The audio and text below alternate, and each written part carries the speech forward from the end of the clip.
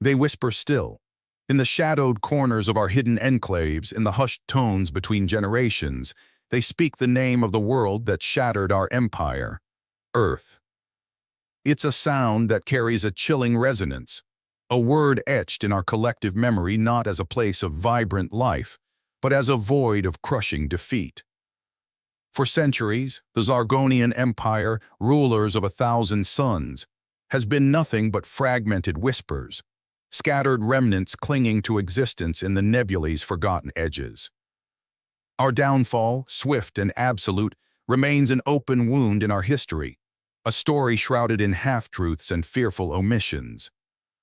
The Elder Council, in their wisdom, or perhaps in their desperation, have tasked me, Kale, with a forbidden duty: to delve into the sealed archives, to sift through the redacted records, and finally unearth the truth of what occurred. They say understanding our past is the only way to secure our future, even if that future is one lived perpetually in the shadows. I stand now before the vault door, its glyphs cold and ancient, feeling the weight of generations of unspoken fear. The air itself seems to hum with a warning. Some truths, once unearthed, can never be buried again. My fingers trace the intricate patterns on the vault's surface, glyphs that pulse faintly with residual energy. Each symbol is a lock, a barrier designed to keep the secrets within entombed. But the Council's mandate is clear. The Empire is fading, our numbers dwindling, our spirit broken. To survive, we must confront the ghosts of our past, and Earth is the most haunting ghost of them all. I activate the unlocking sequence, feeding ancient codes into the vault's interface, my heart a cold stone in my chest. The door groans, the heavy seals hissing as they disengage, and a wave of stale, archive air washes over me, carrying the scent of dust and forgotten time. Stepping inside is like entering a tomb. Rows upon rows of data crystals line the walls, each glowing with the faint luminescence of stored memories, of battles lost, of pride shattered. This archive holds not just history, but the very essence of our collective trauma. I move through the aisles, my footsteps echoing in the cavernous space, the silence amplifying the weight of my task. The Elder Council has given me access, but they have also cautioned me. Some knowledge, they warned, is a burden too heavy to bear, yet the weight of ignorance is heavier still. We cannot rebuild, cannot find a path forward, if we remain shackled by the fear of the unknown past. My search begins with the primary records, the official chronicles of the Earth campaign.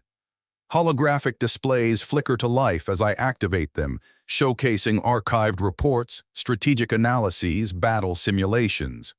But something is missing. Gaps in the timelines, redacted sections in the reports, key data points erased or obscured. It's as if someone, generations ago, deliberately tried to bury the full truth, to sanitize the narrative, leaving behind a palatable but ultimately incomplete account of our defeat. This sanitization, I realize, is itself a testament to the depth of the wound Earth inflicted. The Empire couldn't even face the totality of its failure, opting instead to rewrite history, to soften the blow for future generations. But I am not here for comfort, I am here for truth. I delve deeper, bypassing the official records, venturing into the restricted sectors of the archive, the files labeled classified, forbidden, never to be opened. These are the whispers behind the whispers, the stories they tried to bury completely. Here the data crystals are different, darker, pulsing with a more ominous energy. The air grows colder, the silence heavier. It's in these forgotten depths that I begin to piece together the real story, the story of how the Zargonian Empire, at the zenith of its power, was brought to its knees by a world we dismissed as primitive, a world called Earth. And the more I uncover, the more chilling the truth becomes. It isn't just defeat we suffered. It is something far more profound, something that still resonates in the shadows of our hidden enclaves, something that justifies the whispers of fear. Before Earth, before the fall, the Zargonian Empire was the undisputed zenith of galactic power. Our dominion stretched across spiral arms, our fleets were legends, our technology unmatched. Looking back at the archived projections, I see the opulence of our homeworld, Zargos Prime. Spires of shimmering crystal-piercing skies painted with aurori, cities that hummed with unimaginable energy, a testament to our mastery. We believed ourselves eternal, our reign destined to span millennia. When scout ships first reported a world called Earth, nestled in an unremarkable system on the galactic rim, it barely registered as a blip on our grand strategic charts. Primitive, divided, resource-rich, that was the initial assessment. Their internal conflicts were well documented, their technology, by our standards, laughably nascent. Reports detailed a planet teeming with life, yes, but also plagued by environmental instability and what we considered barbaric social structures. Ripe for integration, the war strategists declared, a clinical term for annexation. We saw them not as a threat, but as an asset, another world to be absorbed into the ever-expanding tapestry of our empire.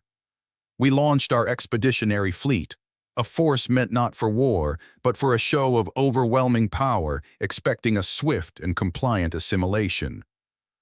Hubris, I now understand, is a blinding fog, especially when it shrouds an empire at its peak. The restricted archives amplify the illusion of our past glory.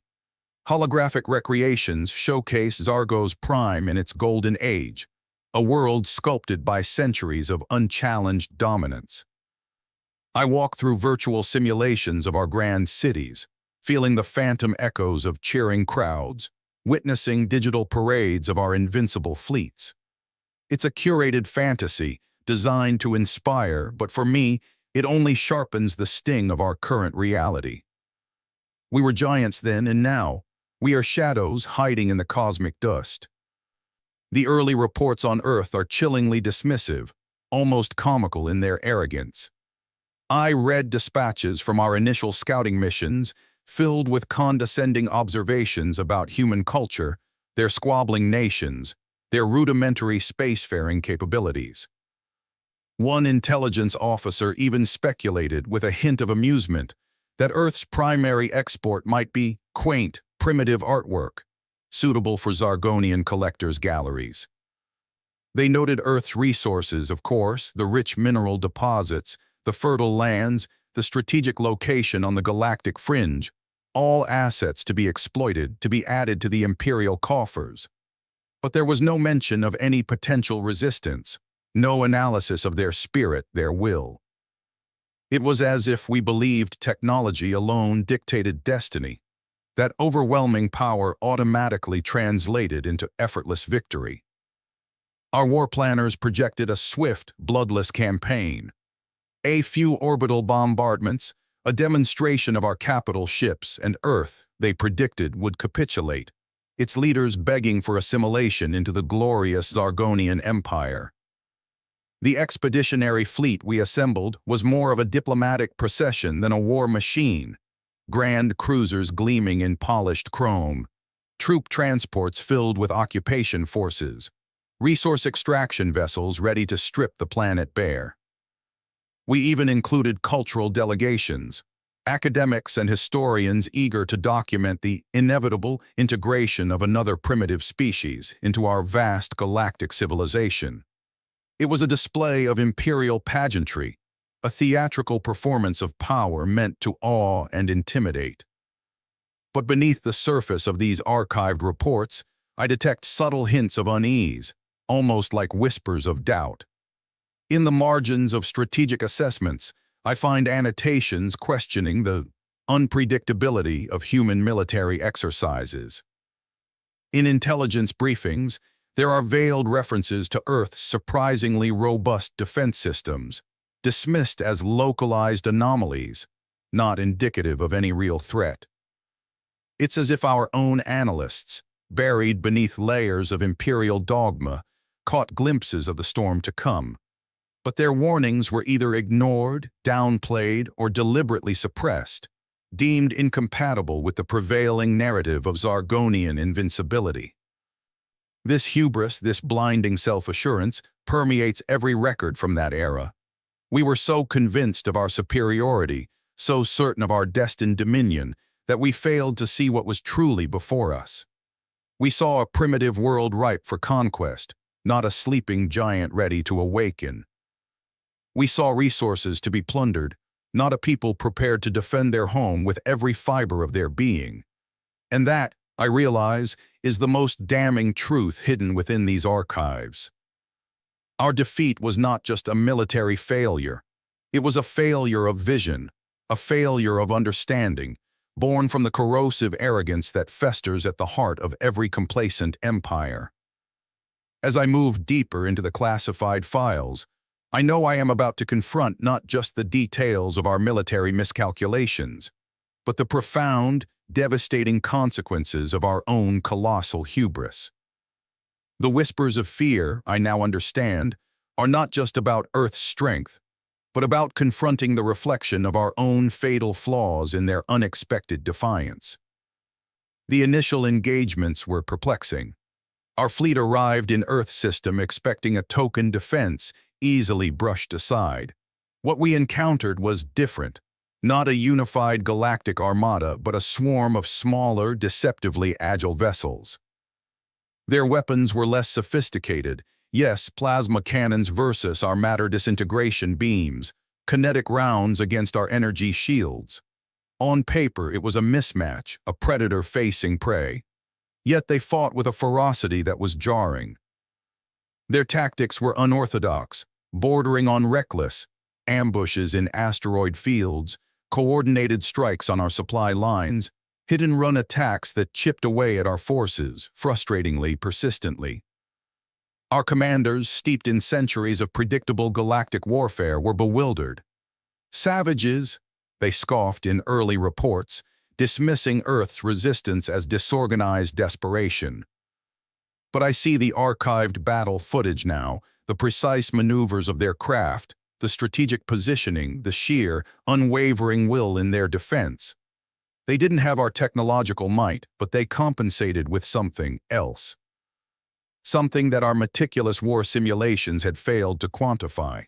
The war, meant to be a swift demonstration of power, began to drag. Frustration simmered through the Zargonian ranks. We were losing ships, resources, time, to a primitive world. The whispers of unease began then, quiet at first, a tremor in the foundations of our imperial confidence. The archive shifts to combat logs now, raw data streams from the first wave of the Earth campaign. Holographic interfaces flood my vision, displaying chaotic sensor readings, fragmented comms chatter, and terrifyingly close-range engagements. The simulations and projections I reviewed earlier, so neatly ordered and predictably victorious, dissolve into the brutal reality of actual combat. Our grand cruisers, designed for line engagements across vast interstellar distances, found themselves lumbering giants in a cosmic ballet of smaller, faster human ships. Their initial strategy was infuriatingly simple, yet brutally effective. They didn't meet us head-on in open space, as any rational military power would. Instead, they used the system itself as a weapon.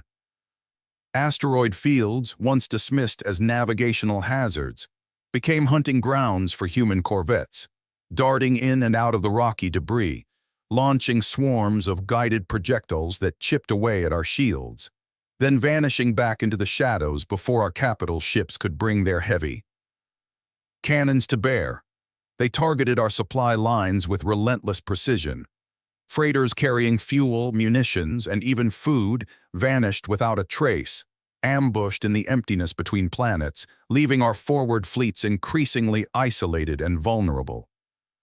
Guerrilla tactics, our commanders labeled them, a dismissive term for what was, in truth, a masterclass in asymmetrical warfare.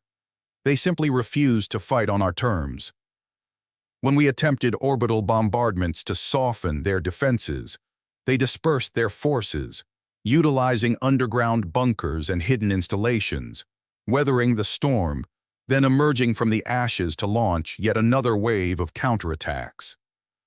Their pilots, driven by a reckless courage that bordered on suicidal, flew their fighters with an almost frantic intensity, weaving through plasma fire, dodging energy beams with impossible maneuvers, pressing their attacks even when their shields were failing, their engines burning, their wings tore. In a part, the archived comms channels are filled with the mounting frustration of Zargonian fleet officers. They fight like cornered beasts, one commander fumes, his voice crackling with static. No discipline, no strategy, just rage. Another officer, more bewildered than angry, reports, their attack patterns are illogical. They sacrifice ships without hesitation. They ignore established combat protocols. They seem immune to fear. It was this immunity to fear that truly began to unsettle our ranks. We had encountered countless species across the galaxy, each with its own unique strengths and weaknesses, its own predictable thresholds of pain and fear. But humans, they seemed to operate on a different spectrum entirely. As the cycles wore on, the initial Zargonian arrogance began to erode, replaced by a gnawing unease. The projected swift integration was nowhere in sight. Casualty reports started to climb, not to catastrophic levels yet, but alarmingly, steadily, defying all pre-war projections. Resource expenditure soared as we poured more ships, more munitions, more troops into a campaign that was supposed to be a mere formality. Whispers of doubt began to circulate among the bridge crews, in the officers' mess halls, in the encrypted comms channels back to Zargo's prime. Are we underestimating them? Is this world different? Can we actually win this? These questions, initially voiced in hushed tones, started to grow louder, more persistent. The archived projections of Earth's swift capitulation now seemed like a cruel joke, a testament to our own blindness. The whispers of unease were becoming murmurs of concern, and in the deepest, most secret channels of the Zargonian command structure, the first seeds of fear began to take root. We had come to Earth expecting a simple conquest, a routine expansion of our empire. Instead, we had stumbled into something unexpected, something resistant, something that was starting to fight back with a ferocity that defied all our imperial calculations. And in the cold vacuum of space, far from the glittering spires of Zargo's prime, the first tremors of doubt began to shake the foundations of our once invincible empire. As months bled into cycles, the war escalated. We deployed our advanced weaponry, planet-scouring beams, temporal distortion fields, weapons that had crushed entire civilizations before. Earth absorbed it all. Cities crumbled, landscapes were scarred, but their resistance, it didn't break. It hardened. We tightened our grip, imposing orbital blockades, cutting off supply lines, expecting them to buckle under attrition. They innovated. They built defenses underground in the depths of their oceans on their desolate lunar satellite. They repurposed civilian ships, turning freighters into warships, miners into fighters. And then we encountered it. Not a weapon, not a technology, but something far more insidious, far more potent: unity. Despite their documented internal divisions, faced with an existential threat, humanity became one. It was terrifying in its suddenness, in its totality. Every nation, every faction, every individual aligned with a single, unwavering purpose: survival. Their coordination became seamless, almost preternatural. Their innovation accelerated exponentially, fueled by a collective desperation that birthed ingenuity we had never anticipated. They weren't just fighting a war. They were fighting for their world, with a ferocity born of love, a bond we, in our vast, detached empire, had long forgotten. It was then, watching the holographic displays show human forces coordinating with impossible speed, adapting to our every tactic with chilling precision, that the true nature of our enemy dawned on our commanders. It wasn't their technology, it was their spirit. Their unity, forged in the crucible of desperation, was their hidden weapon, more devastating than any matter disintegrator. The classified files now unveil the true horror, not of human weapons, but of human resolve. Strategic analyses, initially focused on military tactics, begin to morph into chillingly philosophical treatises on human nature, on the baffling, almost alien psychology of Earth's defenders. Our intelligence officers, once dismissive, now struggle to comprehend the source of humanity's unwavering will. They dissect human history, their art, their philosophies, searching for the key, the code to unlock the mystery of their resistance. One report, compiled by a xenopsychologist whose name is now, tellingly, redacted from the records, stands out with its unsettling insights. Humans, it argues, do not fight for territory or resources or even glory as we understand it. They fight for ideas. For abstract concepts like freedom, sovereignty, home. These concepts, while superficially similar to our own imperial doctrines, possess a visceral, almost irrational power for them. They are willing to die not for the Emperor or for Zargos Prime, but for these abstractions. This report, initially dismissed as unscientific speculation, gains chilling credibility as the war drags on.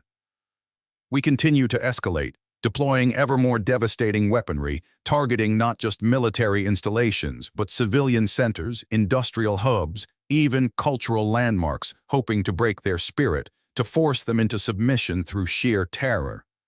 Earth impossibly endures. Cities burn, populations dwindle, but the human war machine grinds on, fueled by a seemingly inexhaustible wellspring of something. Hope, defiance, desperation. Our analysts struggle to define it, to categorize it, to understand it. Archived footage shows human soldiers, weary, battered, outnumbered, facing down Zargonian war droids 10 times their size, with nothing but handheld weapons and a look in their eyes that chills me to my core even now. It's not the look of fear or even courage. It's something beyond that, something resolute, something that says, "You may kill me, but you will not break me."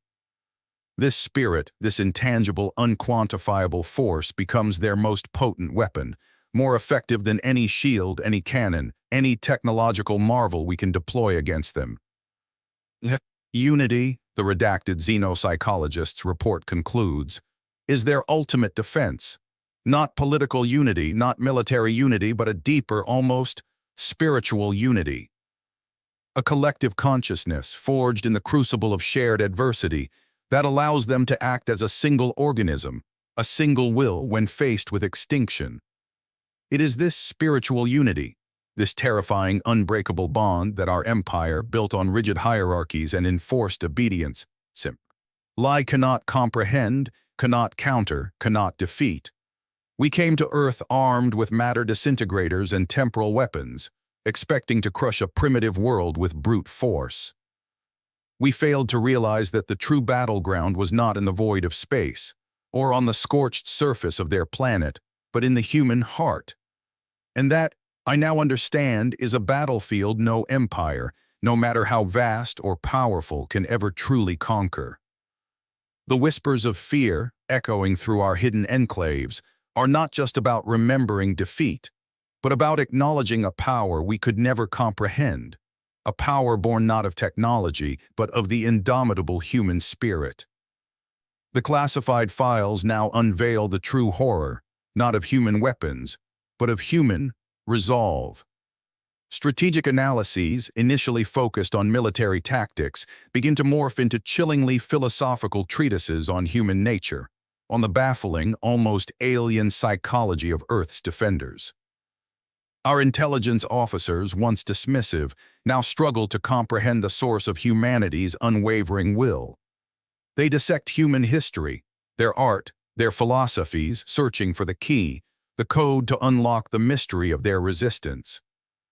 One report, compiled by a xenopsychologist whose name is now, tellingly, redacted from the records, stands out with its unsettling insights. Humans, it argues, do not fight for territory or resources or even glory as we understand it.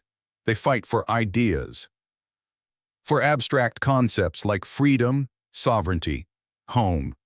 These concepts, while superficially similar to our own imperial doctrines, possess a visceral, almost irrational power for them. They are willing to die not for the Emperor or for Zargos Prime, but for these abstractions.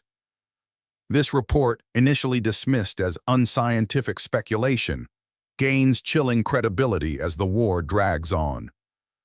We continue to escalate, deploying ever more devastating weaponry, targeting not just military installations, but civilian centers, industrial hubs, even cultural landmarks, hoping to break their spirit, to force them into submission through sheer terror. Earth impossibly endures. Cities burn, populations dwindle, but the human war machine grinds on, fueled by a seemingly inexhaustible wellspring of something. Hope, defiance, desperation. Our analysts struggle to define it, to categorize it, to understand it. Archived footage shows human soldiers, weary, battered, outnumbered, facing down Zargonian war droids 10 times their size, with nothing but handheld weapons and a look in their eyes that chills me to my core even now. It's not the look of fear or even courage. It's something beyond that, something resolute, something that says, "You may kill me, but you will not break me." This spirit, this intangible, unquantifiable force becomes their most potent weapon, more effective than any shield, any cannon, any technological marvel we can deploy against them. Yet, unity, the redacted xenopsychologist's report concludes, is their ultimate defense.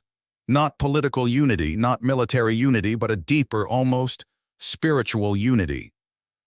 A collective consciousness forged in the crucible of shared adversity that allows them to act as a single organism, a single will when faced with extinction. It is this spiritual unity, this terrifying, unbreakable bond that our empire, built on rigid hierarchies and enforced obedience, cannot comprehend, cannot counter, cannot defeat. We came to Earth armed with matter disintegrators and temporal weapons, expecting to crush a primitive world with brute force. We failed to realize that the true battleground was not in the void of space, or on the scorched surface of their planet, but in the human heart. And that, I now understand, is a battlefield no empire, no matter how vast or powerful, can ever truly conquer. The whispers of fear, echoing through our hidden enclaves, are not just about remembering defeat, but about acknowledging a power we could never comprehend, a power born not of technology, but of the indomitable human spirit. In the deepest recesses of the classified archives, I find it. The final transmission, the last desperate plea from the Zargonian commander on the front lines. Moments before his flagship, the Pride of Zargos, was obliterated. It's a fragmented audio log, filled with static and the roar of battle, but his words, broken and desperate, cut through the noise like a blade. They are everywhere like ghosts. We destroy their ships, their cities, their armies, but they keep coming. It's not logical. We are losing, I repeat, we are losing to savages, their spirit unbreakable. Then silence. Just the crackle of dying calms, and then nothing. The Pride of Zargos, and with it, the last vestiges of Zargonian hope, vanished from existence. I close my eyes, the commander's final words echoing in my mind. Their spirit, unbreakable. That is the core of it, the secret buried within these archives, the truth that generations of Zargonians have tried to forget, but could never truly escape. We were defeated not by superior weapons, but by an unyielding spirit, a collective will forged in the fires of adversity, a unity born of love for their world, for their home. It's a concept so alien to our imperial mindset, so antithetical to our doctrines of dominance and control, that we simply couldn't grasp it, even as it shattered our empire around us. I emerge from the vault, blinking against the brighter light of the Elder Council chamber, the data crystal containing my findings clutched tightly in my hand. The elders await, their faces etched with a mixture of hope and trepidation. I step forward, my voice resonating in the hushed chamber, ready to deliver the truth, raw and unvarnished, the truth that has been hidden for centuries, the truth about Earth, and the real reason why the Zargonian Empire still hides in fear. Elder Council, I begin, my voice steady. I have delved into the archives, into the forbidden records, and I have unearthed the truth of our defeat at the hands of Earth. It was not, as the sanitized histories claim, a mere strategic miscalculation or an unforeseen technological disparity. It was something far deeper, far more profound. I pause, letting the weight of my words sink in. We were defeated by their spirit, by their unity, by their unwavering, unbreakable resolve to defend their world, their home, their very idea of Earth. A murmur ripples through the council, a collective intake of breath.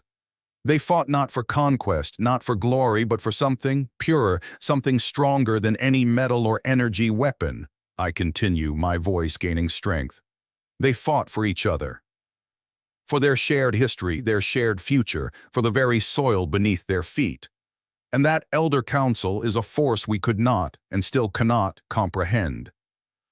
I hold up the data crystal. This archive is not just a record of our defeat, it is a warning. It is a testament to the fact that true power does not lie in technological superiority or in vast empires or in brute force. True power lies in unity, in resilience, in the unwavering will to defend what you hold dear. And that is why, I conclude, my gaze sweeping across the faces of the elders, the Zargonian Empire still hides in fear. Not fear of human weapons or human fleets, but fear of the human spirit. A spirit that, once awakened, can shatter empires and reshape galaxies. Silence descends upon the chamber, heavy, profound. Then, slowly, tentatively, nods of understanding ripple through the Elder Council. The truth, finally unearthed, is not just a burden, but a revelation. A painful lesson, etched in the ruins of our empire, but a lesson nonetheless. Perhaps in understanding the true nature of our defeat, in acknowledging the indomitable spirit of Earth, we, the scattered remnants of the Zargonian Empire, can finally begin to find a new path, not of conquest or dominance, but of resilience, of unity, and perhaps, one day, even of hope. The whispers of fear may never completely vanish, but now they carry a new resonance, a new understanding.